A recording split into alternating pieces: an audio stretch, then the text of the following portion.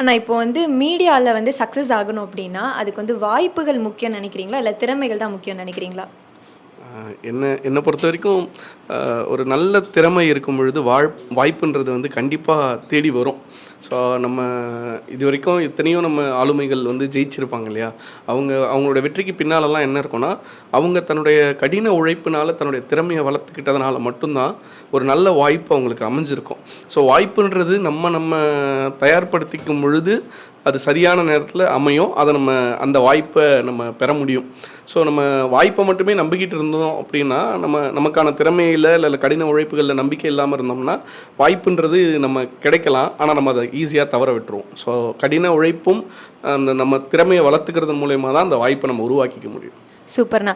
அண்ணா அப்புறம் என்னென்னா, இப்போ இருக்க மீடியாவில் வந்து ஒரு இளைஞர்கள் வரணும்னா அவங்களுக்கு என்னென்ன திறமைகள் இருக்கணும்னு நீங்கள் நினைக்கிறீங்க? அப்படி இல்லை, முதல்ல மீடியாவை சரியானதாக புரிஞ்சிக்கிறத பொறுத்து தான் அதுதான் மிக முக்கியமானதாக நான் பார்க்குறேன். ஏன்னா இன்றைக்கி ஊடகம்ன்றது வந்து வெறும் நமக்கு இன்ஸ்டண்ட்டான ஒரு ஃபேம் கிடைக்குன்றதுக்காகவோ இல்லை நம்மளை நிறைய பேருக்கு தெரிய வரும் அப்படின்றதுக்காகவோ மீடியாவை வந்து ஒரு தளமாக எடுத்துக்கிட்டு அதுக்குள்ளே நுழைய நினைக்கிறது வந்து ஒரு மிகப்பெரிய ஆபத்தாகவே நான் பார்க்குறேன். ஆனால் மீடியான்றது வந்து ஒரு சரியான ஒரு ஒரு ஒரு மீடியாவை வந்து நம்ம மீடியான்னு சொல்லும் பொழுது அது பன்மையில் சொல்கிறோம். பட் அதை நம்ம ஒருமையில் சொல்லும்போது மீடியம் அப்படின்னு நம்ம சொல்லுவோம். ஸோ அந்த மீடியம்ன்ற வார்த்தையே வந்து ஒரு ஊடகம் அப்படின்றது நமக்கு தேவையான விஷயங்களை அதன் மூலயமா நம்ம கம்யூனிகேட் பண்ண விரும்புகிறோம் அப்படின்னும் பொழுது, ஸோ நமக்கான நம்ம ஏதோ ஒரு விஷயத்தை கம்யூனிகேட் பண்ண நினைக்கிறோம் அப்படின்னும் பொழுது நாம் அதை சரியானதாக எடுத்துக்கிட்டோம்னா நம்மளுடைய திறமைகளை வளர்த்துக்கிட்டு அதன் மூலயமா நமக்கு சொல்ல நிறைய இருக்குது, எதெல்லாம் நான் சொல்லணும்னு ஆசைப்பட்றேன் அப்படின்றத கான்சன்ட்ரேட் பண்ணோம்னாலே நம்ம இதை சரியானதாக பயன்படுத்த முடியும். நம்ம எந்த விஷயத்தை மக்களுக்கு கொண்டு போய் சேர்க்கணும்னு நினைக்கிறோம் அப்படின்ற ஒரு விஷயத்தை எடுத்துக்கிட்டு நம்ம அதுக்கு பின்னால் போனோம்னா கண்டிப்பாக இது ஒரு நல்ல இளைஞர்களுக்கு ஒரு நல்ல இதுவாக இருக்கும். அண்ட் தென் நம்ம அதை புரிஞ்சுக்கிட்டு மீடியாக்குள்ளே வரும்பொழுது சரியான நேரத்தில் செய்ய முடியும். சூப்பர்ண்ணா. நீங்கள் சொன்ன மாதிரியே தான் மீடியா அப்படிங்கிறத ஒரு டூலாக யூஸ் பண்ணி வந்து இளைஞர்கள் வந்து மாற்றத்தை உருவாக்கணும் அப்படின்னு நினைக்கிறாங்க. அப்படிப்பட்ட இளைஞர்களுக்கு நீங்கள் என்ன சொல்ல வருங்கிறீங்க?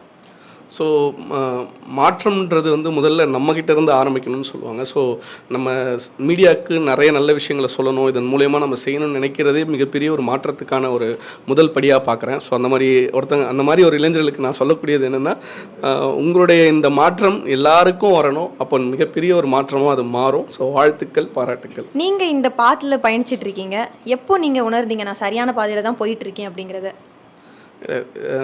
சரியான பாதை அப்படி இல்லை, எல்லா பாதையுமே கடினமான பாதைகள் தான்.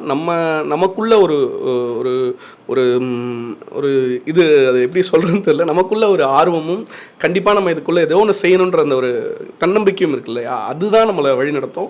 ஸோ நான் உணர்றதா எப்போ நான் இதை உணர்றேன் அப்படின்னா, சின்ன சின்ன வெற்றிகள் ஏற்படும் பொழுது நமக்கு வந்து அது ரொம்ப சந்தோஷமாக இருக்கும், ஏதோ நம்ம சரியான ஒரு விஷயத்தை செய்கிறோம் அப்படின்னு சொல்லிட்டு.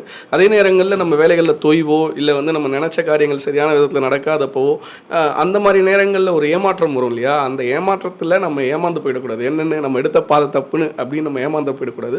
பட் அதை இது பண்ணாமல் நம்ம வந்து வெற்றி அடுத்து நம்ம செய்ய நினைக்கிற காரியங்களை பற்றின ஒரு தன்னம்பிக்கையோடு அதை நோக்கி ஓடணும்னாலே கண்டிப்பாக நம்ம சந்தோஷமாக இருக்க முடியும், நம்ம செய்யக்கூடிய எந்த வேலையாக இருந்தாலும்.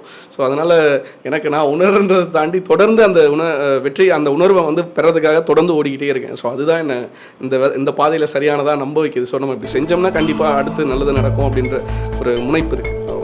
தேங்க்யூண்ணா, சூப்பர்ண்ணா.